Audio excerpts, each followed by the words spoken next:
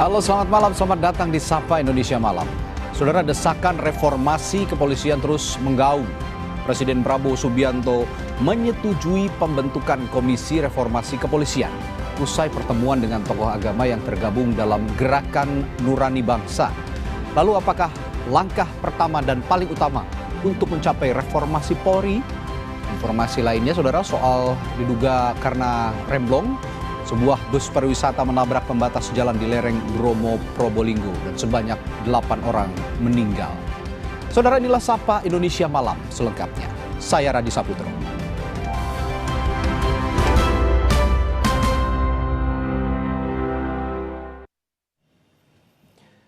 Diduga remblong, bus wisata alami kecelakaan di lereng Bromo, Probolinggo, Jawa Timur. 8 orang tewas dan belasan terluka. Kejadian-kejadian di Saboto, bus ngeblong, banyak korban meninggal. Bus yang mengangkut rombongan wisatawan menabrak pembatas jalan di Jalan Raya Desa Boto, Kecamatan Lumbang, sekitar pukul 11.45 waktu Indonesia Barat. Sejumlah penumpang diketahui merupakan karyawan rumah sakit yang pergi berlibur ke Gunung Bromo. Belasan penumpang yang terluka dievakuasi ke sejumlah rumah sakit.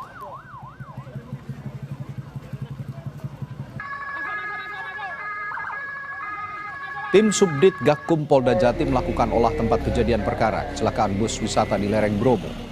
Olah TKP menggunakan teknologi Traffic Accident Analysis. Hasil penyelidikan sementara dari beberapa saksi dan keterangan sopir bus kecelakaan akibat rem bermasalah.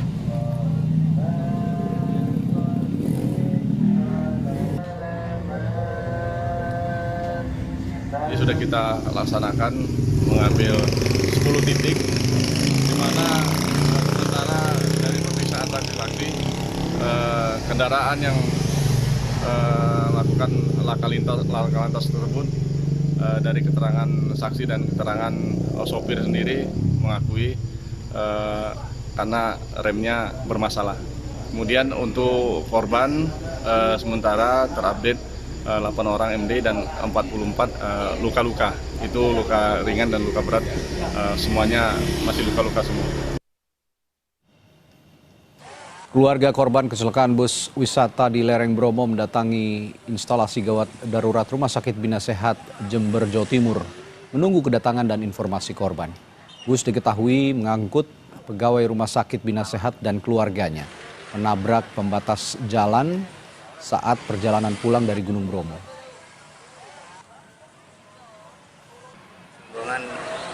Jalannya ya kita tidak tahu, nggak pamit sama saya, cuman informasinya tadi pagi cuma video call sama saya. Ternyata sampai jam 1:30 saya baru dengar ada kecelakaan bus rombongan dari Bina Sehat, ada kecelakaan di Probolinggo, itu informasinya. Sampai sekarang saya nunggu jenazahnya belum datang. Perkembangan terkini kecelakaan bus yang menewaskan 8 orang. Informasinya akan disampaikan jurnalis Kompas TV Abdul Rahman. Rahman, kondisi terkini dari sana, update korban terkini seperti apa? Jumlah korban tewas dan penanganan luka di sana bagaimana? Ya, update terkini yang dapat kami sampaikan kepada Anda, Radi dan saudara, memang untuk jumlah korban yang tewas akibat kecelakaan di Desa Boto Probolinggo ini bertambah menjadi 2, menjadi 8 orang meninggal dunia, dan ada sekitar 44 orang daripada penumpang bis ini mengalami luka-luka baik ringan hingga serius. Dan saat ini semua korban sudah dirawat di Rumah Sakit Abdul Rahman Saleh, dan perkembangan terbaru yang dapat kami sampaikan bahwa seluruh korban yang saat ini sudah berada di Rumah Sakit Abdul Rahman Saleh di Kota Probolinggo saat ini bersiap-siap untuk kemudian dirujuk ke Rumah Sakit Bina Sehat di Jember, karena ini adalah para korban ini adalah para nakes, jadi mereka meminta untuk dilakukan perawatan di Jember, Jawa Timur. Saat ini masih persiapan karena nanti semua korban, baik korban meninggal maupun yang korban luka-luka saat ini sedang bersiap-siap dibawa secara beriringan menuju ke Kabupaten Probolinggo, Kabupaten Jember maksud saya, untuk dilakukan perawatan secara intensif di Rumah Sakit Bina Sehat, maupun sedangkan untuk yang meninggal dunia nanti akan dimakamkan di rumah duka pemakaman umum rumah mereka masing-masing. Begitu, Radi. Ya, Rohman, tadi polisi menyatakan bahwa ada hasil penyidikan sementara ada dugaan rem yang bermasalah dari bus ini. Nah, apakah ini yang dimaksud dengan rem bermasalah ini adalah rem blong dan apakah bus ini tidak melakukan kelaikan jalan pada saat sebelum melakukan perjalanan? Ya, memang untuk informasi yang kami dapatkan dari pihak kepolisian, terutama dari Subdit Gakum Ditlantas Polda Jawa Timur, sampai petang tadi memang sudah melakukan olah tempat kejadian perkara dengan menggunakan teknologi traffic accident analysis untuk mengetahui kronologis sebenarnya penyebab daripada kecelakaan yang terjadi di desa Boto Probolinggo ini. Sementara memang dari beberapa keterangan yang kami dapatkan adalah disebabkan karena rem blong. Namun untuk memastikan itu nanti dari pihak Polda Jawa Timur maupun dari Satlantas Polres Probolinggo masih akan melakukan uji lab laboratorium untuk mengetahui penyebab pasti dan juga nanti akan bekerja sama dengan Dinas Perhubungan Jawa Timur untuk melakukan pengecekan kembali bus yang mengalami kecelakaan ini. Hingga saat ini memang untuk bus yang mengalami kecelakaan ini masih berada di TKP seperti yang ada di belakang saya. Untuk bus masih persiapan untuk dilakukan evakuasi akan ditarik menggunakan satu mobil derek ke Satlantas Polres Probolinggo. Begitu, Radi. Ya, masih dilakukan penyelidikan, terutama nanti akan ada penyelidikan lanjutan di laboratorium ya, untuk mengetahui apakah betul penyebab dari kecelakaan ini adalah rem blong yang dialami oleh bus pariwisata ini. Terima kasih, Abdurrahman melaporkan langsung dari Probolinggo, Jawa Timur. Saudara, berita selanjutnya, pasca ledakan Kamis lalu, warga Kelurahan Pondok Cabe Ilir, Pamulang, Tangerang Selatan, membersihkan puing-puing rumah mereka. Hingga kini polisi masih menyelidiki penyebab ledakan. Puluhan rumah terdampak ledakan yang terjadi pada Kamis pagi. 5 diantaranya rusak berat. Dinas Perumahan Kawasan Permukiman dan Pertanahan Parkimta, Tangerang Selatan, datang mendata rumah terdampak untuk rencana renovasi dan pembangunan kembali rumah warga. Sekitar 20 kepala keluarga terdampak ledakan mengungsi ke Aula Musola Darun Naim. Warga berharap pemerintah segera memperbaiki rumah mereka.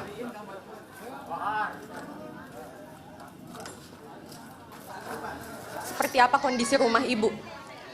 Atap atas pada bolong semuanya itu genteng-genteng, pada hancur, sama tembok kamar mandi, sama belakang. Sama rumah anak saya tuh, atap atasnya juga ini hancur semuanya. Itu mungkin bisa bantu rumah saya biar bisa diperbaiki lagi. Yang juga jadi sorotan, saudara, temuan kerangka manusia di dalam batang pohon aren di Seirampah, Serdang Bedagai, Sumatera Utara yang hingga kini masih jadi misteri. Polisi masih memeriksa kerangka itu di Laboratorium Forensik Polda Sumut. Selasa lalu sejumlah warga kaget saat menemukan kerangka manusia di dalam pohon aren di area perkebunan Seirampah. Warga juga menemukan celana dan pakaian korban. Polisi sulit mengetahui identitas korban sebab diperkirakan sudah meninggal cukup lama. Polisi membawa kerangka manusia itu serta batang pohon aren dan tanah di sekitar untuk diselidiki lebih lanjut. Polisi juga tengah memeriksa warga yang melaporkan kehilangan anggota keluarganya sejak 2 tahun lalu.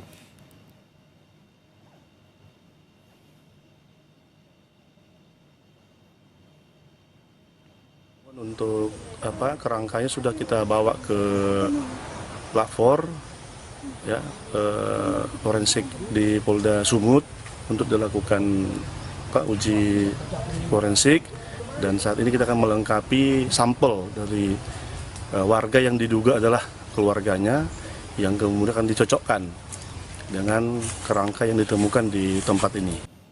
Saudara, kondisi pasca banjir di beberapa wilayah di Bali berangsur membaik. Sejumlah warga yang mengungsi bersiap kembali ke rumah mereka. Sejumlah warga yang mengungsi di posko Kesambi, Kesiman, Kertalangu, Denpasar, Bali mulai berkemas untuk meninggalkan tempat pengungsian. Mereka ingin segera kembali ke tempat tinggal mereka. Sebagian pengungsi bahkan menyatakan telah memesan tempat indekos sebagai tempat tinggal sementara sambil menunggu rumah mereka siap ditempati lagi. Masih di pengungsian atau akan pindah? Akan pindah habis Kemana rencananya? Di Sekarsari. Apa itu ngekos? Ngekos. Kenapa memilih pindah ke tempat kos? Soalnya saya punya anak kecil, kalau di sini terus kan susah. Nggak nyaman ya? Nggak nyaman. Tapi udah dapet kos-kosannya? Udah dapet. Terus rencananya kapan mau pindah? Habis ini. Sebelumnya Gubernur Bali, Wayan Koster menyatakan jumlah korban meninggal akibat banjir yang melanda sejumlah wilayah di Bali sebanyak 17 orang. 5 orang dinyatakan hilang. Korban meninggal, 11 diantaranya ditemukan di Denpasar, 1 di Baung, 2 di Jembrana maksud kami, dan 3 lainnya di Gianyar. Situasi terakhir ini yang meninggal 17 orang, 11 di Denpasar, 1 di Badung, 2 di Jembrana, 3 di Gianyar. Yang 5 belum diketemukan, 2 di Denpasar, 3 di Badung, sedang dicari terus timnya untuk bekerja sampai ketemu. Saudara, jalan penghubung 2 desa di Kecamatan Selat Kabupaten Karangasem Bali putus usai hujan deras yang mengguyur pada Minggu dini hari. Akses jalan yang menghubungkan Desa Muncan dan Desa Pringsari putus akibat longsor. Meski bisa dilalui sepeda motor, tetapi warga perlu berhati-hati karena badan jalan sudah berlobang sehingga rawan tergerus. Sementara mobil tidak bisa dilewati dan harus mencari jalan alternatif yang jaraknya lebih jauh dan lama. Warga berharap pemerintah segera memperbaiki jalan agar tidak mengganggu aktivitas perekonomian. Dulunya belum ada lubang, sekarang udah berlubang besar. Jadi untuk roda 4 tidak bisa jalan, hanya roda 2 aja. Itu pun perlu berhati-hati. Jalan rusak sudah waktu hujannya lebat. Ada longsoran dan sekarang puncaknya ada yang berlubang itu dari tadi malam. Ini adalah jalur penghubung antara Selat dan Muncan supaya pemerintah di atas sangat cepat biar tidak terganggu ekonomi. Saudara, Presiden Prabowo Subianto meminta Kementerian Lingkungan Hidup melakukan audit lingkungan dan mitigasi dampak lingkungan dari tambang nikel di Raja Ampat yang telah kembali beroperasi. Menteri Lingkungan Hidup Hanif Faisal Nurofik menyatakan akan melakukan pengawasan lebih intensif terhadap operasional PT GAK. Menteri Hanif menyatakan sejauh ini dampak lingkungan dari tambang nikel di Raja Ampat dapat dimitigasi. Namun dia mengingatkan ada beberapa hal krusial yang tidak boleh dilanggar untuk mencegah timbulnya dampak kerusakan lingkungan jangka panjang. Di antaranya tidak boleh ada limpasan permukaan yang mengalir langsung ke sungai atau perairan. Karena itu kolam pengendapan harus dibuat dengan presisi. Selain itu, tingkat emisi juga harus dikontrol dengan mewajibkan pemasangan stasiun pengendali kualitas udara. Ini untuk memastikan emisi yang dikeluarkan di bawah baku mutu. Bapak Presiden ingin dilakukan penaatan yang lebih serius, sehingga kepadanya dilakukan audit lingkungan. Audit lingkungan ini untuk meyakinkan kita semua bahwa dampak yang ditimbulkan dari tambang PT GAK nikel bisa dimitigasi dengan baik. Selanjutnya, hasil dari audit lingkungan tersebut akan diintegrasikan dengan prosedur lingkungan yang telah ada. Kemudian, Bapak Presiden juga meminta kepada kami untuk melakukan intensifikasi pengawasan. Jadi pengawasan yang biasanya 6 bulan, kami akan lakukan lebih rapat, mungkin 2 bulan sekali akan kami lakukan tinjauan langsung di lapangan. Saudara, Presiden Prabowo Subianto setuju membentuk tim reformasi kepolisian atas usulan sejumlah tokoh yang tergabung dalam gerakan Nurani Bangsa atau GNB. Dari nama reformasi kepolisian, dari mana reformasi kepolisian akan dimulai? Kita akan bahas setelah jeda di Sapa Indonesia Malam sesaat lagi.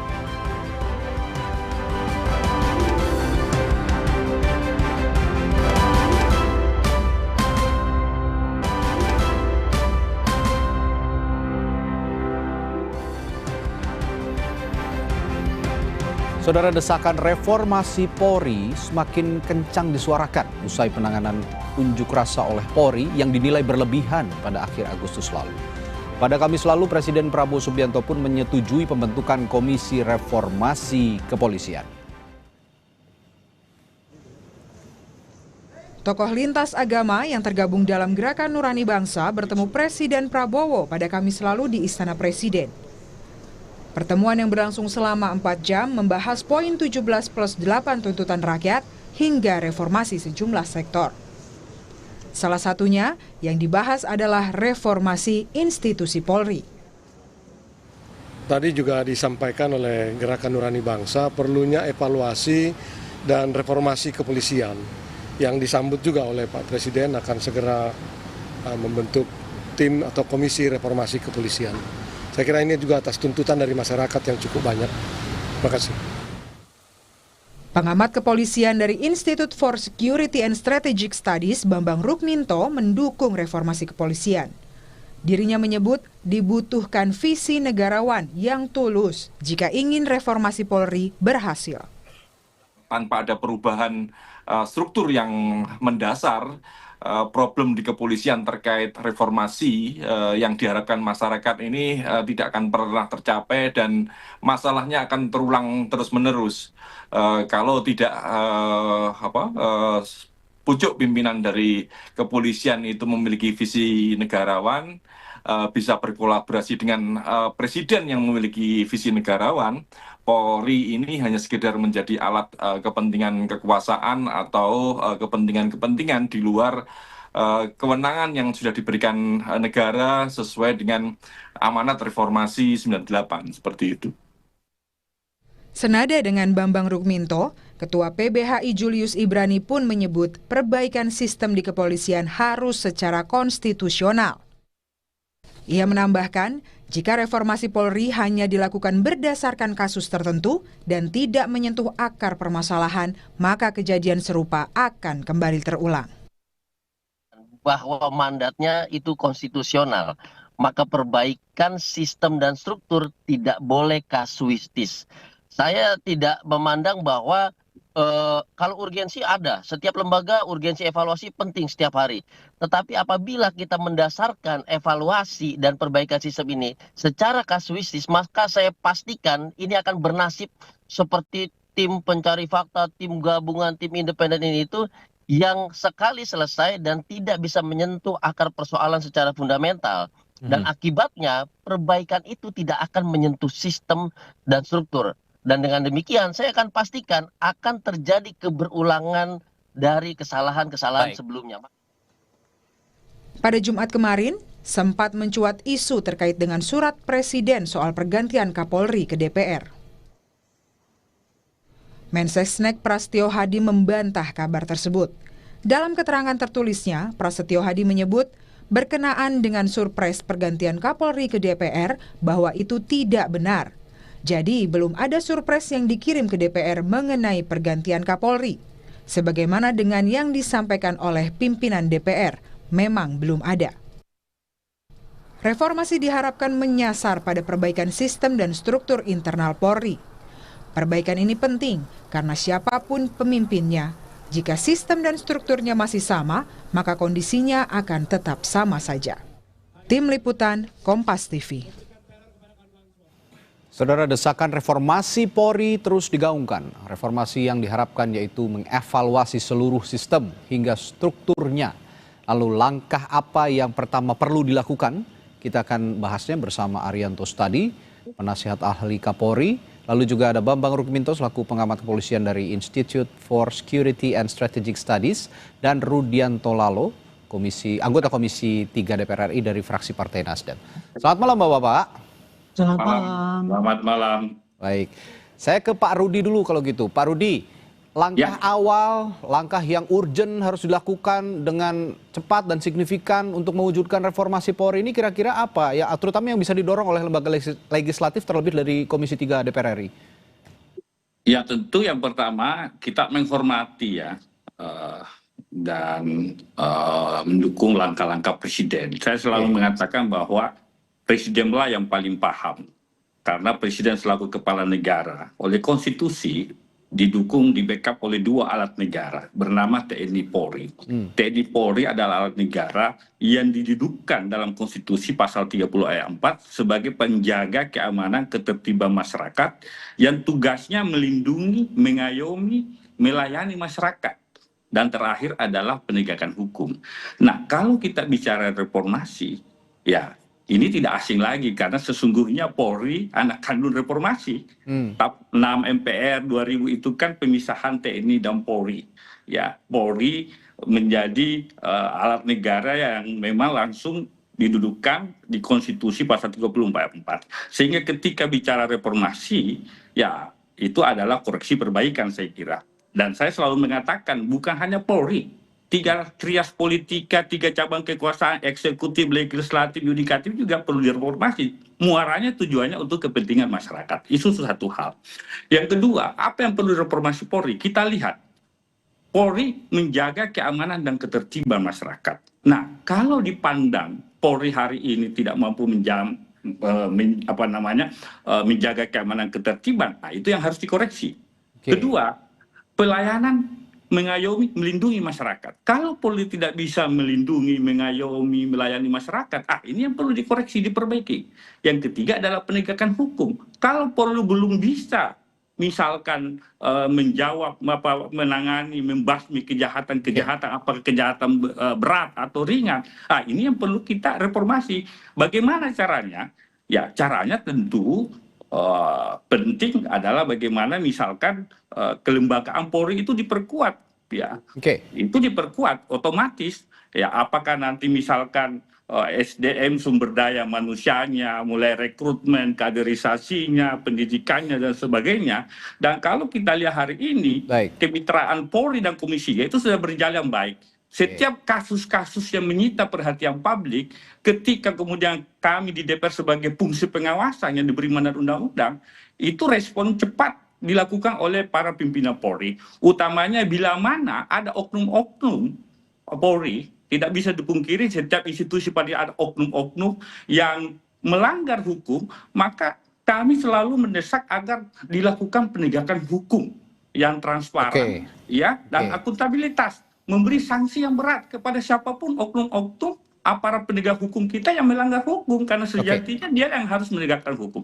Kira-kira itu. Pak. Tapi saya berharap dan publik juga berharap sepertinya reformasi Polri ini tidak melakukan perbaikan secara kasuistis saja, karena kalau memang ada kasus baru ditindak ataupun baru dievaluasi itu sepertinya penanganannya kasuistis. Nah, saya yakin ke Pak Bambang kalau begitu.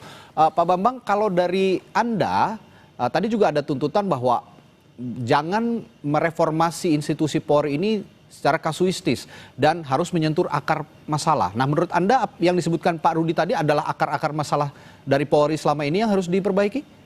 Apa yang disampaikan Pak Rudi tadi, saya melihatnya normatif saja ya, malah tidak menyentuh problem yang diharapkan oleh masyarakat selama ini gitu loh.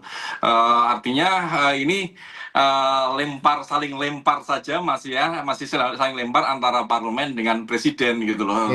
Problem yang terjadi saat ini ekspektasi masyarakat kepada tupoksi kepolisian itu sangat tinggi sekali, bahwa kepolisian saat ini diharapkan lebih transparan, lebih profesional, lebih humanis. Itu adalah fakta-fakta yang terjadi. Saya melihat kasus kemarin bagaimana kepolisian seolah disudutkan oleh masyarakat, menjadi sasaran chaos, amuk misalnya seperti itu, karena sebenarnya masyarakat itu menginginkan yang lebih kepada kepolisian, menginginkan perbaikan-perbaikan yang signifikan, dan ini dalam kurun 10 tahun saya melihatnya masih tidak, malah ada kemunduran gitu loh. Setahun yang lalu misalnya muncul adanya isu terkait dengan Parcok, kemudian ada kasus-kasus kekerasan. Oke lah, kita sebut ini adalah oknum, tetapi ketika oknum ini berulang kali terjadi, tentu tidak bisa mengatakan bahwa ini hanya sekedar oknum, tapi ada sistem yang perlu dievaluasi. Makanya reformasi di kepolisian ini bukan hanya sekedar tujuan, tapi proses yang terus-menerus dilakukan terkait dengan kasus kekerasan yang terjadi seminggu yang lalu misalnya. Bagaimana kalau saya melihat DPR juga belum pernah memanggil Kapolri untuk melakukan pertanggungjawaban terkait dengan aksi-aksi kekerasan yang dilakukan oleh personil seperti itu. Memang semuanya itu by proses, tetapi langkah-langkah yang signifikan itu harus dilakukan, dan yang lebih penting lagi itu akan terus terjadi bila tidak ada perombakan yang lebih signifikan terkait dengan struktur. Mengapa kasus Parcok, mengapa kontrol dan pengawasan eksternal itu tidak berjalan? Salah satu akar masalahnya saya melihat di Undang-Undang 2 tahun 2002 yang itu juga harus perlu direvisi. Bagaimana menempatkan Kompolnas tidak memiliki kewenangan yang kuat, tidak strukturnya juga tidak dominan. Ini juga menjadi masalah. Padahal kalau kita mengacu pada TAP MPR, Kompolnas ini adalah lembaga yang seharusnya kuat. Kalau dengan komposisi sekarang, struktur yang sekarang, tidak lebih seperti pendapat masyarakat, Kompolnas malah menjadi juru bicara kepolisian. Artinya menurut Anda akarnya justru di pengawasan institusi Polri-nya sendiri, Pak Bambang? Salah satu faktor ya, banyak faktor yang harus dirubah, mulai rekrutmen, kurikulum pendidikan di kepolisian, terus kemudian meritokrasi yang nyaris tidak ada, reward and punishment yang masih dirasa tidak adil. Itu adalah yang harus evaluasi, dan selama ini saya melihat parlemen juga tidak pernah mengevaluasi seperti itu. Salah satu unsur tadi saya ke Pak Arianto, salah satu unsur yang diungkapkan Pak Bambang, minimnya atau lemahnya pengawasan. Seharusnya Kompolnas yang punya fungsi pengawasan yang lebih kuat dan fungsi evaluasi terhadap institusi Polri malah menjadi juru bicara Polri. Nah, ini Anda sebagai penasihat Kapolri, ada juga yang bisa dilakukan sebenarnya untuk membenahi masalah pengawasan institusi Polri ini, Pak Arianto? Ya, kalau dari pandangan saya ya, polisi itu dituntut untuk reformasi. Pertama kali dulu polisi direformasikan itu kan tahun 2002 ya, dengan adanya Undang-Undang Kepolisian yang nomor 2 itu, di mana itu polisi harus direformasi karena tadinya polisinya itu militeristik, kemudian setelah dipisahkan maka harus menjadi yang sipil. Maka titik berat pada reformasi itu adalah perilaku polisi supaya tidak militeristik, sudah tidak kasar, nggak berpelanggaran HAM dan sebagainya. Atas dasar itu kemudian polisi sudah melakukan reformasi antara lain instrumental, kultural, dan struktural. Selama 20 tahun ini ya, 25 tahun ini polisi ya sudah mencoba, setiap Kapolri masih mempunyai moto sendiri-sendiri dalam rangka untuk memperbaiki citra Polri. Tetapi ya memang harus diakui ya, selama ini di dalam kurun 25 tahun ini reformasi polisi yang jalan baik itu ya pada instrumental sama strukturalnya itu berjalan tanpa ada halangan. Polisi sekarang jadi gede sekali, banyak orangnya, instrumennya juga sudah salah. Tapi di bidang kultural memang harus diakui belum sampai 50% itu untuk perbaikan di dalam polisi itu sendiri. Kebanyakannya adalah faktor moral, mental yang koruptif di lingkungan polisi masih banyak. Kemudian tindakan-tindakan yang eksesif, kemudian penyalahgunaan wewenang itu hanya oknum-oknum yang di lapangan. Itu masih saja terjadi gitu ya. Dan mengapa begitu? Itu kita kebanyakan mengambil kesimpulan ya karena memang pengawasannya memang lemah. Saya sendiri mengatakan pengawasan polisi itu lemah. Karena pengawasan internal kurang berjalan dengan baik.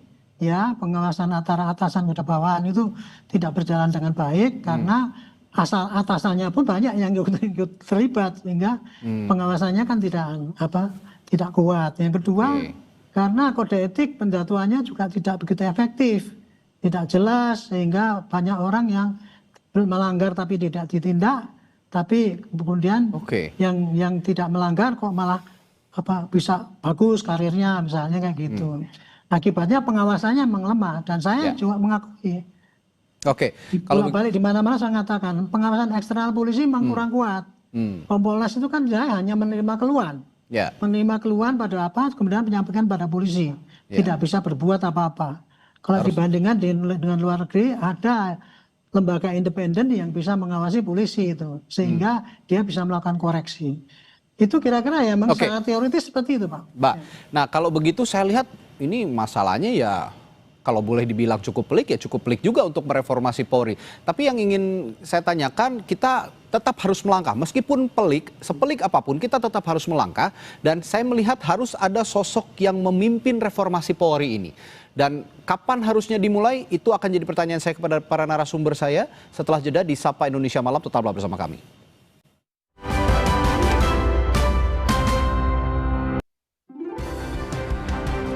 Kami lanjutkan perbincangan soal reformasi institusi Polri. Tadi saya bertanya pada para narasumber saya, siapa yang harusnya memimpin memulai reformasi Polri ini? Karena kalau yang dibilang Pak Bambang dan juga Pak Arianto tadi, saat ini sepertinya tidak ada fungsi pengawasan yang baik untuk melihat atau mengevaluasi institusi Polri. Karena itu saya menilai juga perlu ada sosok yang bisa memimpin reformasi Polri ini. Dan kapan harusnya dimulai? Saya akan tanyakan ini juga pertama ke Pak Rudi dulu sebagai anggota DPR. Bagaimana Pak Rudi? Ya tentu kalau ditanya siapa yang memimpin reformasi Polri, saya katakan bukan saya lempar ke kekuasaan eksekutif. Karena Bapak Presiden lah yang memakai dua instrumen alat negara ini, TNI dan Polri. Tentu Presiden paling tahu seperti apa sosok-sosok yang akan memimpin reformasi Polri. Yang pasti sosok tersebut harus berjiwa negarawan. Karena dia Polri ini alat negara, Pak. Dia tidak boleh berpikir motif kekuasaan semata, tetapi berpikir untuk negara.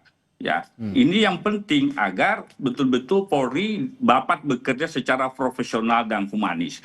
Terhadap peristiwa-peristiwa yang banyak terjadi, saya kira ini momentum kemudian Polri bisa berbenah kembali untuk mengkoreksi kebijakan-kebijakan yang dinilai publik, dinilai masyarakat kurang dan sebagainya. Kami di DPR, kalau ditanya Pak Bambang, kami paling sering melakukan rapat dengar pendapat itu adalah dengan mitra kami Polri, Pak. Karena begitu banyak aduan masyarakat yang masuk ke Komisi 3 terkait dengan praktek-praktek ketidakprofesionalan terhadap oknum-oknum dalam menjalankan tugas fungsi kewenangan sebagai anggota Polri. Paling banyak. Kami sudah panggil Kadipropam, panggil petinggi Polri, dan kami tanyakan supaya betul-betul setiap oknum yang melakukan pelanggaran hukum itu ditindak tegas, jangan diberi kesempatan dan sebagainya. Yang kedua, terhadap oknum-oknum yang diberi hukuman, jangan malah dipromosi, Pak. Nah, ini kan jadi problem. Bagaimana ini yang dilakukan kemarin. Ya, promosi jabatan terhadap misalkan, ya taruhlah contoh kasus, misalkan kasus Pak Sambo ya kan, bagaimana oknum-oknum yang terlibat justru dipulihkan dan sebagainya. Itu contoh kasus saja. Kita tidak mau seperti itu. Kita mau Polri betul-betul tegas menindak anggota yang melakukan praktek-praktek pelanggaran hukum ya. Karena itu noda bagi aparat penegak hukum sendiri. Kira-kira begitu. Oke, kalau tadi Pak Rudi, sosok yang bisa memimpin reformasi Polri harus seorang negarawan begitu. Tapi sepertinya tidak hanya negarawan tapi punya karakter yang kuat, terutama yang jadi akar masalah Polri ini untuk punya perilaku yang jujur, anti korupsi dan punya integritas tinggi. Kalau menurut Pak Bambang, siapa sosok itu? Ya, untuk yang pertama kali harus dilakukan dan dibutuhkan saat ini sangat tergantung seperti yang disampaikan Pak Rudi tadi. Ini butuh goodwill maupun political will dari Presiden untuk melakukan langkah-langkah yang signifikan ya, untuk melakukan gebrakan pertama untuk memulai evaluasi kembali arah gerak reformasi kepolisian gitu. Makanya langkah-langkah itulah yang saat ini dinantikan oleh masyarakat gitu.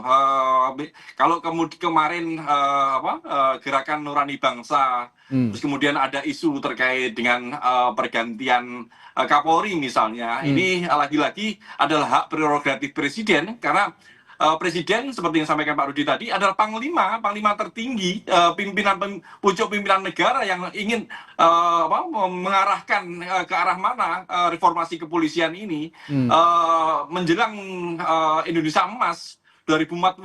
Ini adalah waktu yang sangat pendek sekali, 20 tahun untuk membangun pondasi yang kuat bagi Polri yang diharapkan. Makanya meskipun pergantian Kapolri itu adalah prerogatif presiden ini juga harus segera diwacanakan karena tanpa ada perubahan-perubahan, tanpa ada penyegaran-penyegaran terkait kepolisian organisasi Polri saat ini akan menjadi stagnasi seperti itu, dan ini tentu tidak kita harapkan.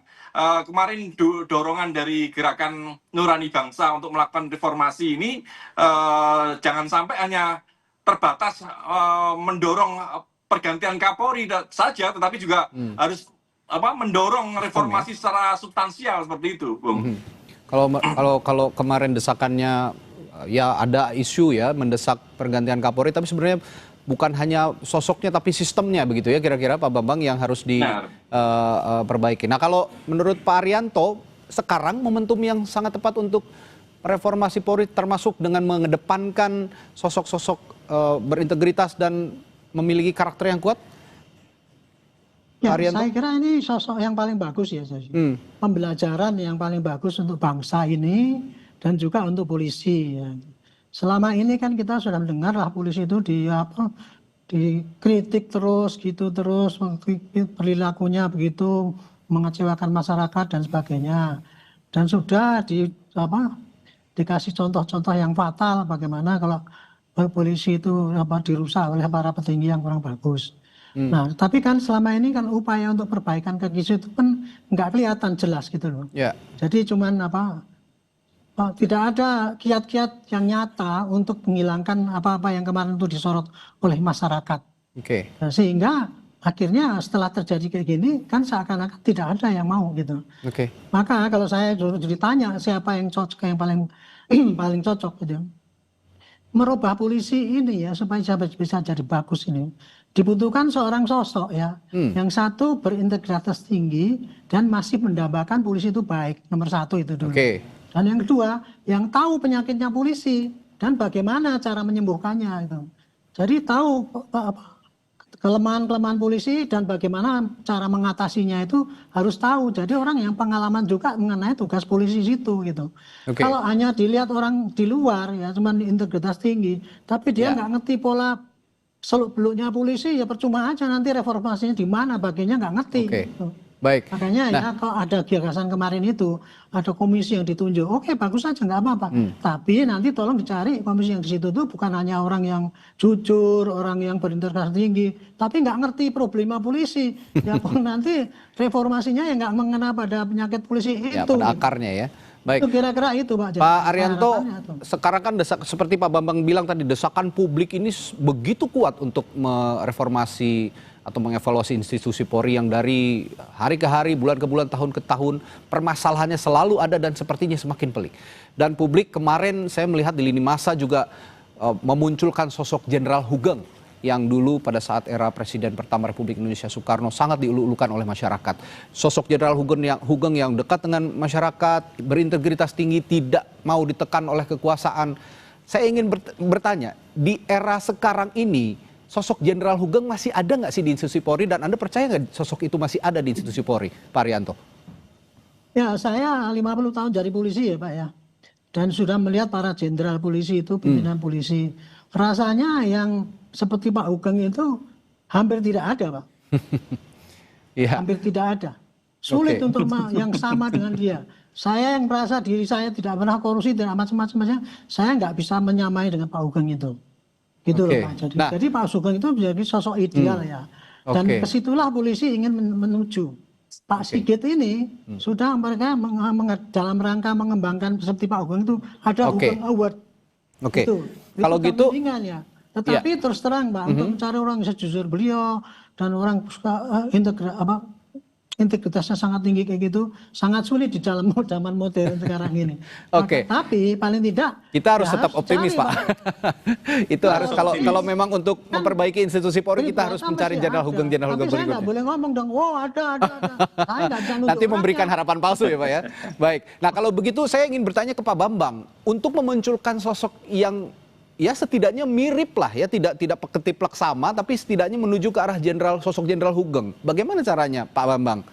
Ya, saya lebih pada pendekatan sistem ya, Mas. Karena integritas seseorang itu tentu juga sangat mudah fluktuatif, naik turun gitu. Kalau ada kekuasaan, kesempatan itu seringkali terguncang juga. Makanya saya lebih melakukan pendekatan pada sistem, sistem kontrol dan pengawasan yang kuat, kemudian reward and punishment yang konsisten, itulah yang harus dilakukan. Kemudian juga terkait dengan kurikulum pendidikan yang lebih humanis, tidak seperti sekarang yang lebih menekankan dengan tradisi militeristik gitu. Terus yang akhirnya memunculkan arogansi, dan yang lebih penting bukan hanya kata disampaikan Pak Haryanto, bukan persoalan membangun citra ya sekarang ini, tetapi membangun reputasi, jadi membangun brand. Artinya kalau citra ini hanya citra saja, kamuflase saja, seolah-olah ketika memberikan Hugeng Award terus semuanya menjadi selesai, kan tidak seperti itu. Yang lebih penting adalah membangun konsistensi terkait dengan reward and punishment tadi. Itu akan lebih bisa diterima masyarakat daripada hanya sekedar pencitraan saja seperti itu. Upaya untuk memberikan spirit, mendorong menjadi sosok ideal seperti Hugeng itu bagus-bagus saja, tetapi tanpa diiringi dengan konsistensi penegakan etik dan disiplin, terus kemudian tidak ada meritokrasi bagi mereka yang berpikir progresif, tidak memberikan tempat mereka yang maju, hanya nepotisme saja karena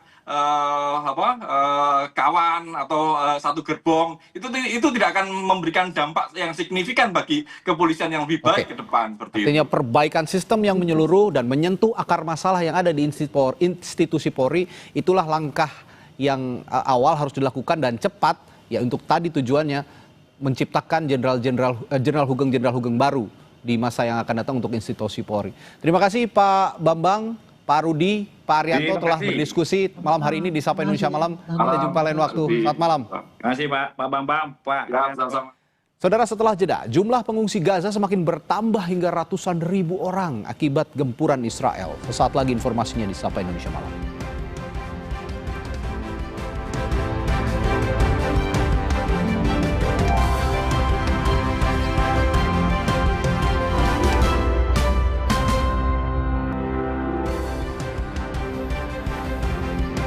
Saudara, gempuran militer Israel yang bertubi-tubi ke permukiman warga Gaza memaksa warga Palestina meninggalkan Gaza. PBB memperkirakan jumlah pengungsi melonjak hingga 100.000 orang dari pertengahan Agustus hingga September.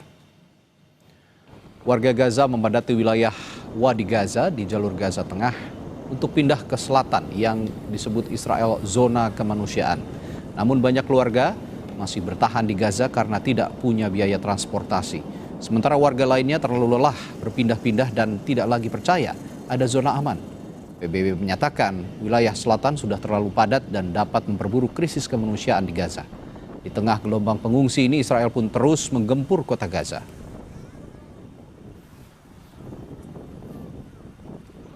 هاي مش عيش يا عمي. احنا زي بنمشي ماشي قاعدين.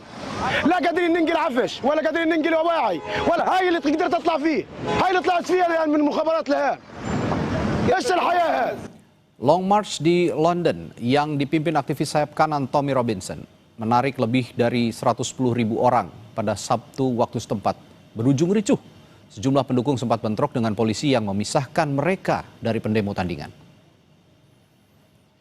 Demo tandingan dengan tema March Against Fascism yang diselenggarakan oleh Stand Up to Racism diikuti oleh 5.000 peserta.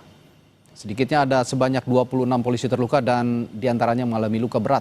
Sementara itu polisi juga telah menangkap 25 orang dengan tudingan kerusuhan, penyerangan dan perusakan.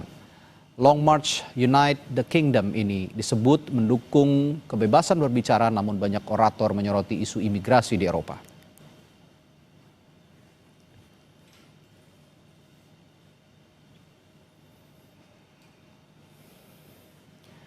Saudara, informasi tadi sekaligus menutup perjumpaan kita di Sapa Indonesia Malam. Dan kami ingatkan Anda agar jangan lupa cukupi kebutuhan air mineral Anda setiap hari dan rasakan kesejukannya. Sesaat lagi akan hadir berita utama bersama Arizona Galih dan Astri Gunawan. Saya Radhi Saputro, terima kasih. Sampai jumpa.